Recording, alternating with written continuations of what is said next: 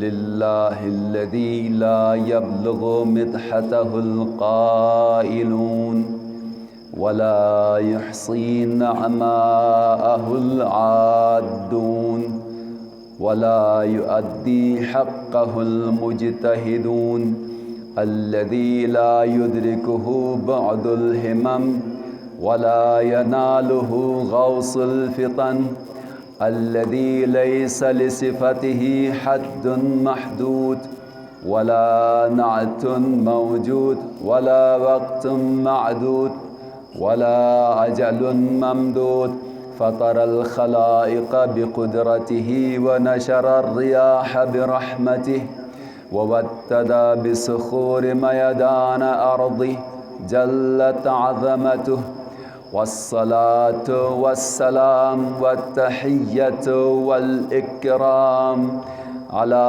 جميع الأنبياء والمرسلين خصوصا على خاتمهم أفضل النبيين الرحمة للعالمين جد الحسن والحسين سيدنا ومولانا أبي القاسم محمد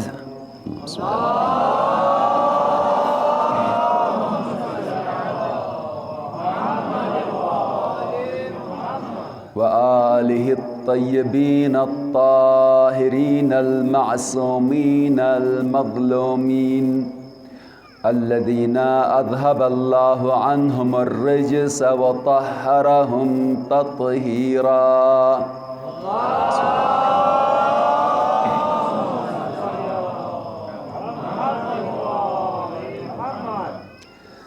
سيما بقية الله التي لا تخلو من العترة الهادية صاحب العصر والزمان الذي يملأ الأرض قسطا وعدلا كما ملئت ظلما وجورا بهم نتولى ومن أعدائهم نتبرأ إلى الله واللعن الدائم على أعدائهم أجمعين من أول عداوتهم إلى لقاء يوم الدين أما بعد قال الله تبارك وتعالى في كتابه المجيد وفرقانه الحميد قوله الحق وهو أصدق القائلين بسم الله الرحمن الرحيم ذلك الذي يبشر الله عباده الذين آمنوا وعملوا الصالحات قل لا أسألكم عليه أجرا إلا المودة في القربى ومن يقترف حسنة نزد له فيها حسنا إن الله غفور شكور صلوات بر محمد وآل محمد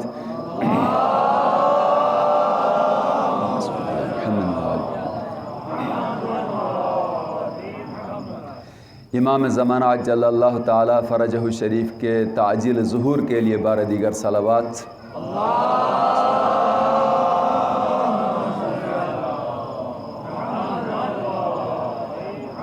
ازاداران ابا عبداللہ الحسین علیہ السلام دنیا کے جس گوشہ و کنار میں مصروف عزا ہیں ان سب کی سلامتی اور حفاظت کے لیے ایک مرتبہ درود بھیج دیں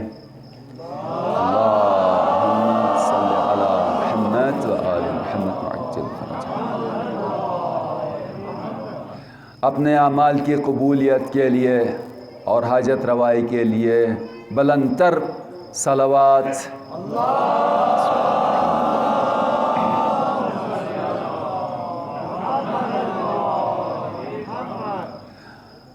محترم سامعین، سورہ شعراء کی آیت نمبر 23 کی تلاوت کا شرف حاصل کیا گیا اور روزانہ اس آیت کی تلاوت کے ساتھ ساتھ ترجمہ بھی آپ کی سماعتوں کے لیے ہدیہ کر رہا، اس لیے کہ قرآن نور ہے اور اس کی تلاوت میں بھی انسان کے لیے ہدایت ہے اور اس کے ترجمے میں بھی، اور قرآن نور ہے اور مومن کے سامنے جب بھی قرآن کی آیات کی تلاوت ہوتی ہے تو اس کے ایمان میں اضافہ ہوتا ہے۔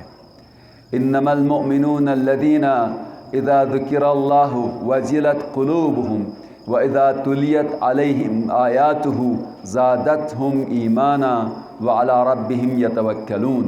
مومن تو وہ ہیں کہ جب اللہ کا ذکر کیا جاتا ہے تو ان کے دل خشوع کرنے لگتے ہیں، اور جب ان کے سامنے اللہ کی آیات کی تلاوت کی جاتی ہے تو ان کے ایمان میں اضافہ ہوتا ہے۔ وَعَلَىٰ رَبِّهِمْ يَتَوَكَّلُونَ، اور اپنے پروردگار پر توکل کرتے ہیں۔ تو اس آیے وافی ہدایہ کی روشنی میں روزانہ سرنامہ کلام والی آیت کی تلاوت اور اس کا ترجمہ میں کر دیتا ہوں کہ رب العزت کا ارشاد ہے، ذَلِكَ الَّذِي يُبَشِّرُ اللَّهُ عِبَادَهُ، یہ وہ انعام ہے، چیز ہے جس کی بشارت اللہ اپنے ان بندوں کو دیتا ہے کہ جو ایمان لائے ہیں اور نیک اعمال کرتے رہتے ہیں۔ قُلْ لَا أَسْأَلُكُمْ عَلَيْهِ أَجْرًا إِلَّا الْمَوَدَّةَ فِي الْقُرْبَى، اے رسول ان سے کہہ دیجئے کہ میں تم سے کار رسالت کا کوئی اجر طلب نہیں کرتا مگر تم میرے قرابت داروں سے مودت رکھو۔ وَمَن يَقْتَرِفْ حَسَنَةً نَزِدْ لَهُ فِيهَا حُسْنًا، اور جو کوئی نیکی کا کام انجام دے ہم اس کے لیے اس نیکی میں اضافہ کرتے ہیں۔ ان اللہ غفور شکور، اور بے شک اللہ بخشنے والا ہے اور شکر قبول کرنے والا ہے۔ میرے عرائض مسلسل آپ کی سماعتوں کے لیے ہدیہ ہو رہے ہیں، اور مودت اہل بیت علیہم السلام اور اس کے تقاضے کے عنوان سے مسلسل گفتگو اس عشرہ محرم الحرام میں آپ کے لیے ہدیہ کی جا رہی ہے۔ میں اس حصے میں داخل ہونا چاہتا ہوں اپنے موضوع کے کہ مودت اور محبت اہل بیت علیہم السلام کو اپنی ایک محدود حد تک بیان کرنے کے بعد اب اس کے ساتھ ساتھ اس کے تقاضوں پر بھی گفتگو کیا جائے کہ آخر رسول سے اپنے قرابت داروں کی مودت کیوں طلب کی جا رہی ہے، اس کا مقصد کیا ہے، اس کی حکمت کیا ہے، اس کا فلسفہ کیا ہے کہ اس کار رسالت کے حوالے سے کوئی دنیاوی اجر نہیں مگر اہل بیت سے محبت کی جائے۔ اس کا فلسفہ کیا ہے؟ اہل بیت، چنانچہ پہلے بھی عرض کیا ہے کہ اہل بیت علیہ السلام بھی طالب اجر نہیں ہیں اور انہیں بھی اس اجر کی کوئی ضرورت نہیں ہے۔ مقصد اس محبت کے ذریعے امت کو مربوط رکھنا ہے حق کے ساتھ، کہ ہمیشہ اہل بیت کے ساتھ ربط رکھے، رابطہ رکھے امت، تو حق سے منحرف نہیں ہو جائے گی، باطل کی طرف نہیں جائے گی۔ اس لیے کہ اہل بیت وہ ہیں کہ جن کے در پر وحی آئی اور جن کے در پر قرآن نازل ہوا اور جن کے در پر فرشتہ وحی آیا، ان سے جو بھی بیان ہوگا وہی حق ہوگا، وہی دین ہوگا، وہی سچ ہوگا، اس میں کسی قسم کی کوئی خطا نہیں ہو سکتی ہے۔ اور اگر اس سے ہٹ کر کہیں اور سے دین لینا چاہیں تو دوسرے تو دین قبول کرنے والے ہیں، توجہ کیجئے گا، اور تو دین قبول کرنے والے ہیں، دین پھیلانے والے نہیں ہیں۔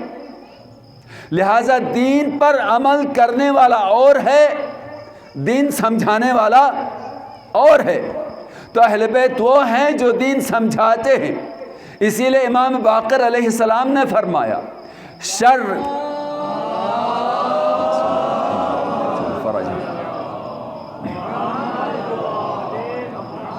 شرقا غربا، کہ تم مشرق زمین کی طرف جاؤ یا مغرب کی طرف جاؤ، فواللہ، اللہ کی قسم کہ اگر کسی جگہ پر کوئی صحیح علم تمہیں نظر آ جائے گا تو لخرج من بیتنا، تو وہ علم ہمارے گھر سے نکلا ہوا ہوگا، ہمارے گھر سے صادر ہوا ہوگا۔ بس کوئی ہو ہی نہیں سکتا ہے کہ ہمارے گھر سے علم صادر ہو جائے اور وہ حق نہ ہو۔ جہاں کہیں بھی تمہیں حق اور صحیح علم نظر آ جائے تو سمجھ لینا وہ ہمارے گھر سے صادر ہوا ہے۔ یہی وجہ ہے، توجہ رہے، یہی وجہ ہے کہ امام باقر علیہ السلام کے سامنے ایک بڑا فقیہ آ جاتا ہے اور آ کر کہتا ہے فرزند رسول، میں بہت سارے بڑے بڑے فقہا کے پاس بیٹھا اور ان سے میں نے مسئلے سنے، ان سے پوچھا، جواب دیا، لیکن کبھی مجھے ان سے بات کرنے میں جھجک محسوس نہیں ہوئی۔ میں ابن عباس جیسے مفسر قرآن کہ جن کا لقب حبر الامت ہے، یعنی امت کی روشنائی، ابن عباس کا ایک لقب ہے، مولا متقیان کا شاگرد ہے، ان کا ایک لقب ہے حبر الامہ، کہ امت کی روشنائی، یعنی اتنی احادیث اس صحابی سے اور اس شاگرد علی بن ابی طالب سے نقل ہوئی ہیں تفسیر میں، دیگر فقہی لحاظ سے، کہ انہیں حبر الامت کا نام دیا۔ کہتے زہری کہتا ہے کہ میں ان کے پاس بھی بیٹھا لیکن مجھے ذرا سی بھی جھجک محسوس نہیں ہوئی، ایسا لگ رہا تھا کہ کسی عام آدمی کے سامنے بیٹھا ہوں۔ لیکن یہ کیا مسئلہ ہے، یہ کیا وجہ ہے، یہ کیا سبب ہے کہ جب آپ کی خدمت میں بیٹھا ہوں تو ایک عجیب ہیبت میرے جسم پر طاری ہے، یعنی آپ کے دولت سرا پر آ کر آپ کے سامنے جب میں بیٹھا ہوں تو مجھے بات کرنے، نہ مجھ میں بات کرنے کی ہمت ہے، نہ مجھ میں بولنے کی ہمت ہے، اور مجھے ایک ایسی ہیبت میرے جسم پر طاری ہوئی ہے کہ بولنا چاہوں تو زبان ساتھ نہیں دیتی، بولنا چاہوں تو بھی صلاحیت ساتھ نہیں دیتی ہے۔ وجہ کیا ہے؟ میں تو وہ ہوں کہ جو سب کے پاس بیٹھ کر سوالات پوچھتا رہتا ہوں، بحث کرتا ہوں، یہاں آ گیا زبان میں ہمت نہیں، یہاں آ گیا ادب سے جھکا ہوا ہوں۔ میرے مولا باقر العلوم نے فرمایا تمہیں معلوم نہیں کس گھر پر آئے ہو، یہ وہ گھر ہیں اذن اللہ ان ترفع فی بیوت اذن اللہ ان ترفع ویذکر فیہا اسمہ، کہ یہ وہ گھر ہیں جہاں کے جن کے بارے میں اللہ کی طرف سے اذن ہے، یذکر فیہا، کہ یہاں پر اللہ کا نام لیا جائے۔ تو ان گھروں میں آئے ہو جن گھروں کی عظمت کا اعلان قرآن اس طرح سے کرتا ہوا نظر آتا ہے، لیکن تم ان گھروں میں تم وہاں پر وہ ہو اور ہم یہاں پر یہ ہیں۔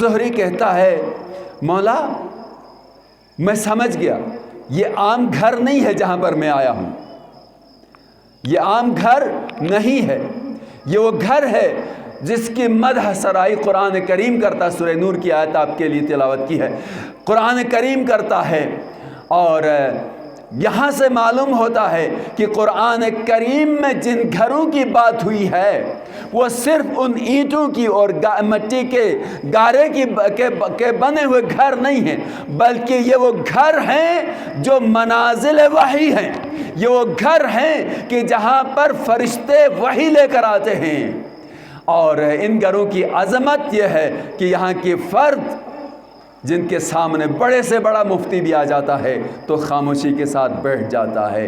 بس اہل بیت علیہ السلام سے مودت کی بات اس لیے یہاں پر کی اور حکم اس لیے دیا ہے کہ جو اہل بیت سے لے گا وہی راہ ہدایت پر ہوگا، اور جو کہیں اور سے لے گا اس کے لیے کوئی ضمانت نہیں ہے کہ حق اسے مل جائے۔ یہی وجہ ہے کہ سرکار دو عالم نے اپنے آخری ایام میں فرمایا انی تارکن فیکم الثقلین کتاب اللہ وعطرتی ما ان تمسکتم بہما لن تضلوا بعدی۔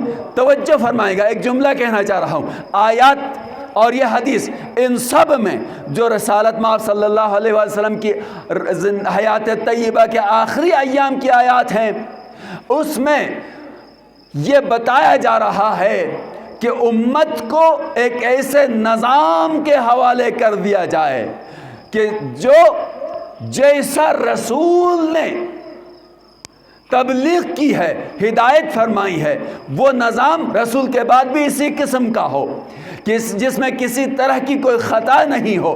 اس لحاظ سے ان آخری آیات میں آہستہ آہستہ سے یہ چیز بتائی جاتی ہے، اور اسی اگرچہ کہ اسلام مکمل ضابطۂ حیات ہے، اور اس کے مکمل ضابطۂ حیات ہونے کی وجہ بھی یہی ہو سکتی ہے کہ رسالت مآب صلی اللہ علیہ وسلم کے بعد بھی ایک ایسا نظام موجود ہو جس پر بلا چون چرا اطاعت کر کے انسان اسی طرح سے راہ راست پر صراط مستقیم پر گامزن ہو جس طرح سرکار دو عالم صلی اللہ علیہ وسلم کی ہدایت میں ہوا کرتا ہے۔ درود بھیجیں محمد والا محمد کی ذات پر۔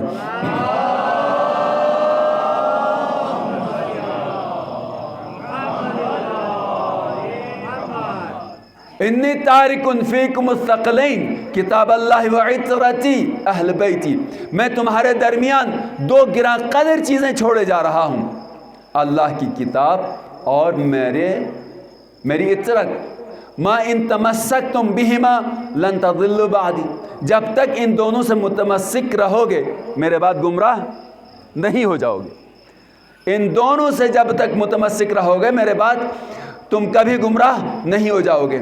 وَإِنَّهُمَا لَن يَفْتَرِقَا حَتَّى يَرِدَ عَلَيَّ الْحَوْض، اور یہ دونوں بھی ایک دوسرے سے جدا نہیں ہوتی ہیں یہاں تک کہ حوض کوثر پر میرے پاس پہنچ جائیں گی۔ نہ قرآن اہل بیت سے جدا اور نہ اہل بیت قرآن سے جدا، یہ دونوں ایک ساتھ ہیں۔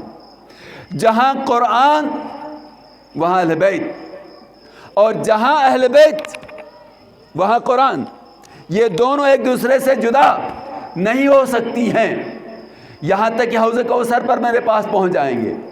تو بس اگر کوئی آدمی یہ کہہ دے کہ ہمارے لیے قرآن کافی ہے اور سب کچھ ہے، تو وہ قرآن سے ہدایت حاصل نہیں کر سکتا۔ کیوں؟ قرآن میں عام بھی ہے، خاص بھی ہے، مطلق بھی ہے، مقید بھی ہے، مجمل بھی ہے، مبین بھی ہے، ناسخ بھی ہے، منسوخ بھی ہے۔ تو ان تمام کو سمجھنے کے لیے قرآن فقط کافی نہیں ہوگا جب تک اہل بیت کو نہ ملا لیا جائے۔ اہل بیت تفسیر قرآن ہے، اب اہل بیت کا بیان ناسک کو بیان کر سکتا ہے۔ اہل بیت بتا سکتے ہیں کہ کون سی آیت عام ہے، کون سی خاص ہے، کون سی آیت عام ہے، کون سی خاص ہے، کون سی مطلق ہے، کون سی مقید ہے، اور کون سی ناسخ ہے، کون سی منسوخ ہے، یہ اہل بیت بتا سکتے ہیں۔ بس اگر قرآن ہی کو الگ سے اہل بیت سے الگ سے سمجھنا چاہیں تو میں ایک جملہ عرض کروں، قرآن موجب اختلاف بھی ہو سکتا ہے۔ بھائی جتنی تفسیریں ہیں نا آپ کے سامنے، توجہ آپ کی، ہر مفسر کی اپنی ایک رائے ہے یا نہیں ہے؟ ہر مفسر کی اپنی ایک تفسیر ہے یا نہیں ہے؟ ہر کوئی آیت سے ایک ظاہر اخذ کر رہا اور اس کے حساب سے بات کر رہا ہے، تو پھر معلوم یہ ہوا کہ صرف اور صرف اپنے اذہان، اپنے اذہان کے تحت قرآن کو سمجھنا چاہیں گے تو قرآن سمجھ میں نہیں آ سکے گا جب تک وارث قرآن کے پاس نہ آ جائیں. اور رسول اللہ کے بعد وارث قرآن علی ابن ابی طالب ہے کہ جن کے بارے میں فرمایا علی مع القرآن والقرآن مع علی. علی قرآن کے ساتھ ہے اور قرآن علی کے ساتھ ہے.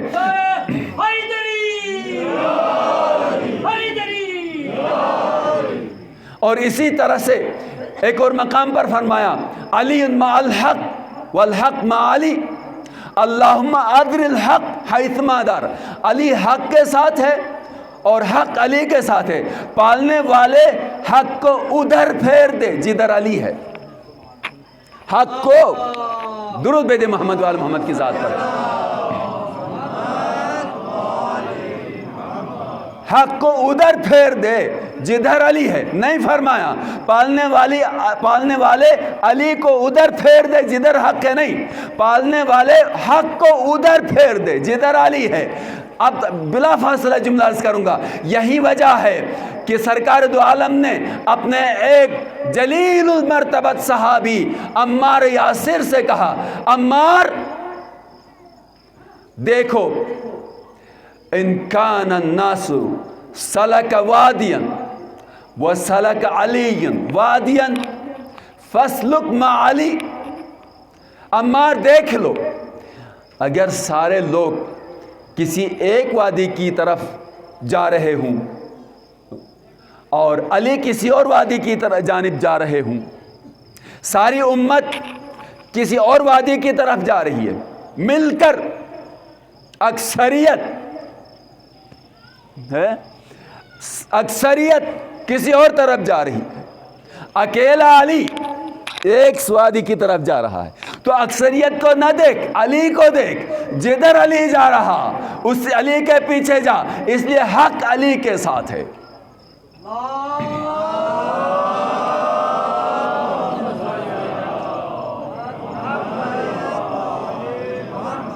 معیار اکثریت نہیں ہے، معیار حق ہے. اور حق کا معیار علی ہے کہ اگر علی جہاں ہو وہاں پر حق ہے. اسی وجہ سے عمار نے علی کا اتنا ساتھ دیا اور خود عمار بھی اللہ کے رسول کے اس کلام کے لحاظ سے معیار حق و باطل تھے. میرے مولا کے ساتھ جنگ صفین میں عمار یاسر آئے. اب جب جنگ صفین میں عمار یاسر جنگی لباس پہن کر میدان جنگ کی طرف نکلے، روانہ ہوئے اور میدان جنگ میں آ گئے، میدان جہاد میں آ گئے، تو ایک مرتبہ اہل شام نے دیکھا عمار آ رہے ہیں اور پیچھے ہٹ گئے. کہہ دیا کہ ہم نے رسول اللہ سے سنا ہے، ہم نے رسول سے سنا ہے یا عمار تقتلک فئۃ باغیہ. یہ تو حدیث ہے عمار کے بارے میں، اہل شام خود کہہ رہے ہیں.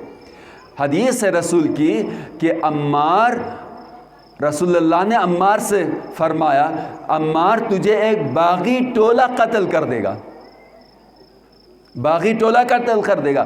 اب جب ہم عمار سے لڑنے جائیں گے تو ہم باغی کہلائیں گے. اور رسول نے حدیث فرمائی ہے عمار کے بارے میں کہ تجھے وہی قتل کر دے گا جو باغی ہوگا. تو ان عمار کو قتل کرنے کا مطلب یہ ہے کہ ہم باغی ہیں اور یہ پیچھے ہٹ رہے ہیں، پیچھے ہٹ رہے ہیں. کتنی افسوس کی بات ہے جس کے بارے میں اتنی ساری احادیث بیان فرمائی ہیں اور جن کے بارے میں یہ فرمایا علی انت منی بمنزلت ہارون من موسیٰ الا انہ لا نبی بعدی. علی تمہاری مجھ سے وہی نسبت ہے جیسی نسبت ہارون کو موسیٰ سے تھی، الا انہ لا نبی بعدی، میرے بعد کوئی نبی نہیں آئے گا. اتنی ساری حدیثیں بھولا بیٹھے عمار کے بارے میں ایک حدیث بیان فرمائی، وہ انہیں یاد آ جاتی ہے اور یہ پیچھے ہٹتے ہیں.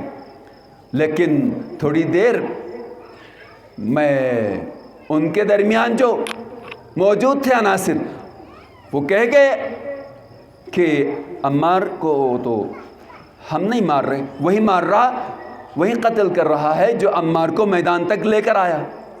مولا متقین خود بیان فرمائیں عمار کے بارے میں یہ کہنا.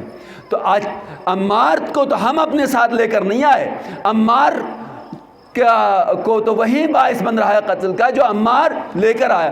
تو ایسی صورت میں میرا مولا ایک جگہ فرماتے ہیں اگر اس طرح ہے تو پھر رسول اللہ بھی سید الشہداء جناب حمزہ کو اپنے ساتھ لے کر آئے. حمزہ سید الشہداء کے بارے میں کیا کہو گے؟ تو بس میں یہاں پر عرض کرنا چاہتا ہوں کہ میرے مولا نے یہی فرمایا کہ رسول خدا صلی اللہ علیہ وسلم نے یہی فرمایا کہ عمار اگر سارے لوگ کسی اور وادی کی جانب جائیں اور عمار علی ابن ابی طالب کسی ایک وادی کی جانب جائے تو علی کے دامن کو نہ چھوڑنا، اس لیے کہ حق علی کے ساتھ ہے. یہاں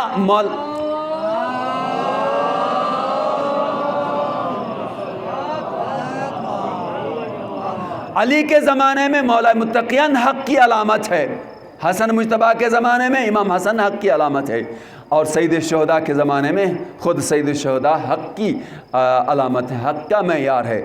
اور اسی لیے حدیث رسول ہے ان الحسین مصباح الہدا و سفینۃ النجاہ، حسین ہدایت کا چراغ ہے اور کشتی نجات ہے. ہدایت کا چراغ اور کشتی نجات ہے. اور جو اہل بیت سے مودت رکھتا ہے وہ حسین کے ساتھ آئے. اور یہاں پہ یہ جملہ عرض کروں گا، میرے مولا کو بھی بڑی تعداد نہیں چاہیے تھی، کردار چاہیے تھا، پاکیزہ کردار چاہیے تھا. اور اس حساب سے جو اس نصاب قربانی پر اتر سکتا تھا اس کو اپنے ساتھ لے کر گئے. مثالیں موجود ہیں انشاءاللہ میں عرض کروں گا. اور فرمایا ہے کہ من کان باذلا فینا محجتہ فلیرحل معنا. اب یہاں سے تقاضے ہیں مودت کے. کربلا 61 ہجری میں بھی تھی تو کربلا آج بھی ہے، اور کربلا کا ربط جڑا ہوا ہے امام زمانہ کی عالمگیر حکومت کے ساتھ. اور جو کوئی تمنا کرتا ہے اور یہ کہتا ہے کہ یا لیتنا کننا معکم فنفوز فوزا عظیما، اے کاش کہ میں کربلا کے میدان میں ہوتا تو میں بھی کربلا والوں کے ساتھ کامیاب ہوتا. اس کے لیے یہ تمنا آج بھی پوری ہو سکتی ہے. اور مودت کے تقاضوں میں سے ایک تقاضا یہ ہے کہ میں اپنے آپ کو حسین کے اس فرزند کے ظہور کے لیے کس حد تک آمادہ کرتا ہوں. مودت کے تقاضے، اپنے آپ کو فرزند زہرا، فرزند علی، فرزند حسین، امام زمانہ کے ظہور کے حوالے سے کس حد تک زمینہ فراہم کر رہا ہوں، زمینہ ہموار کر رہا ہوں، اپنے آپ کو کس حد تک تیار کر رہا ہوں. یہ اگر ہم آپ ظہور کے لحاظ سے آمادہ ہو رہے ہیں، اپنے معاشرے کو، اپنے گھر کو ظہور کے لیے زمینہ ہموار کر رہے ہیں، تیار کر رہے ہیں، تو اسی تمنا پر عمل کر رہے ہیں جو فیا لیتنا کننا نفوز معکم فنفوز فوزا عظیما. اور اگر اس طرح کی تیاری نہیں کرتے ہیں ہم، تو ہم کربلا میں بھی ہوتے ہیں تو ایسے ہی بے پرواہ ہوتے. بھائی اسی حال میں دیکھیے نا، امام زمانہ ہمیں دیکھ رہے ہیں، ایسا ہی ہے نا، ہمیں دیکھ رہے ہیں، ہم امام کو نہیں دیکھ پاتے، لیکن امام ہمیں دیکھ رہے ہیں، ہمارے اعمال کے شاہد ہیں، دیکھ رہے ہیں. تو ایسی صورت میں ہم کس حد تک اپنے آپ کو امام کے سامنے محسوس کرتے ہیں. ٹھیک ہے، یہ چند جملے تذکراً عرض کر رہا ہوں کہ وہ تمنا جو کر رہے ہم آپ کہ کاش کربلا میں ہوتے تو فائز اور کامیاب ہوتے. اگر ہم امام زمانہ کے ظہور کے لیے زمینہ فراہم کریں، ماحول فراہم کریں، اولاد کی اچھی تربیت کریں، خود تیار ہو جائیں، تو اسی تمنا پر فائز ہو سکتے ہیں جس کے بارے میں آپ نماز کے بعد کربلا کی طرف رخ کر کے کہتے ہیں. اور یہ وہی ہے، اس لیے کہ امام صادق علیہ السلام نے بھی یہ فرمایا، توجہ کیجیے گا، اب حدیث لا رہا ہوں دلیل کے طور پر۔ امام صادق علیہ السلام نے یہ فرمایا کہ المنتظر لامرنا، جو امام زمانہ کے ظہور کا انتظار کر رہا ہے، گویا مانند اسی کے ہے جو رسول اللہ کے رکاب میں جا کر جہاد کر رہا۔ تو یہ عمل انتظار کا، عملی انتظار کا ایسا ہی ہے کہ جیسے رسول خدا صلی اللہ علیہ وسلم کے خیمے میں ہے اور دشمن سے لڑنے جا رہا ہے۔ تو اس طرح سے آج اگر کوئی منتظر، آج اگر کوئی مومن اپنے آپ کو، اپنی اولاد کو اس طرح سے تیار کر رہا ہے تو وہ اس مودت کے حق کو ادا کر رہا ہے اور اس تقاضے کو اور ذمہ داری کو ادا کر رہا ہے جو اس آیت میں طلب کیا گیا ہے، اور ظہور کا زمینہ فراہم کر رہا ہے۔ تو یہ ظہور امام اور کربلا کا واقعہ آپس میں مربوط ہے، اسی لیے حسین ہدایت کا چراغ ہے اور سفینہ نجات ہے۔ یہی وجہ ہے کہ محرم میں سب سے زیادہ ذکر اہل بیت علیہ السلام کا ہوتا ہے، اور آج 8 محرم کی رات آئی۔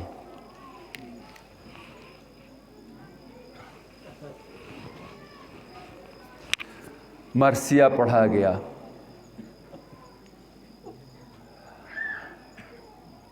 چند جملے مصائب کے عرض کیے جائیں اور آپ سے میں اجازت چاہوں گا۔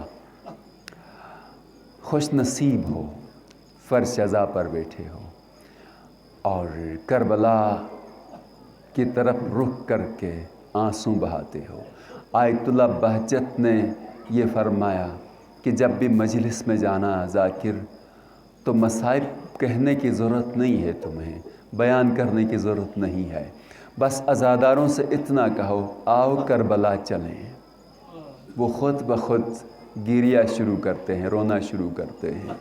عزاداروں، روز عاشور اعوان و انصار روانہ ہوتے گئے، اب جب